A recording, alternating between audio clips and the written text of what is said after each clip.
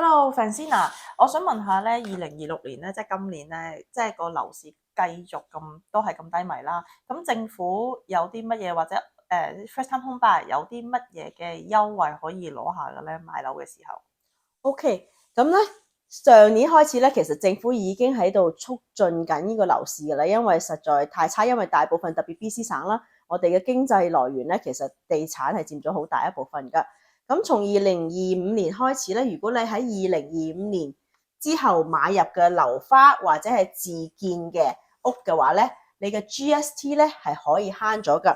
咁以前咧個 GST 咧係而100萬以內咧，假如你買個樓花係100萬以內嘅話，基本上你就要俾5% 嘅 GST。咁而家係全免嘅。咁如果你買超過貴過100萬，譬如110萬啊或者120萬嘅樓花咧，咁佢會有部分豁免嘅。但係記住係2025年簽約嘅，譬如你2021年或者2022年買入，2025年成交嗰啲咧係唔計㗎。所以啲人就好嬲啦。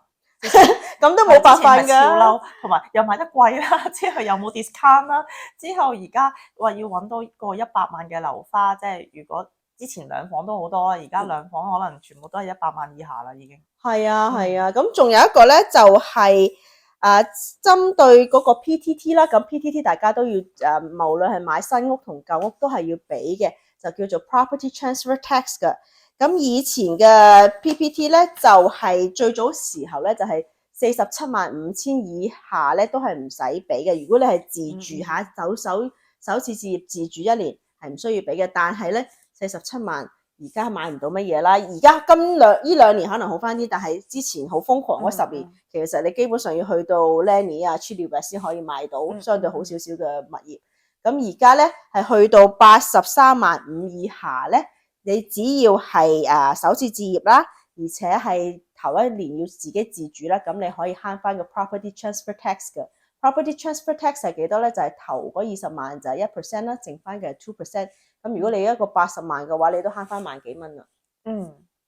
咁仲有咧，假如你自己有存開 RSP， 咁你首次置業咧就可以慳翻咧，一個人咧係6萬蚊。咁一個 couple 咧就係12萬嘅，但係咧嗰個 RRSP 咧其實咧就係要借出嚟嘅啫，因為你存 RSP 嘅時候咧，你係抵咗稅噶嘛，咁你係攞出嚟咧，攞嚟買屋咧係免稅嘅，但係你要喺15年內要還翻俾佢嘅。你有冇買 RSP？ 有啊，但係我唔知呢條數點樣去計嘅咯。你即係唔係話我啲錢俾咗你，你又還翻入去，咁其實都係自己嘅錢嚟咯。咁其實佢就係其實政府就係想你當然啦，係咪先？你當年 take advantage 攞咗個稅啊嘛，係咪慳咗個稅啊嘛？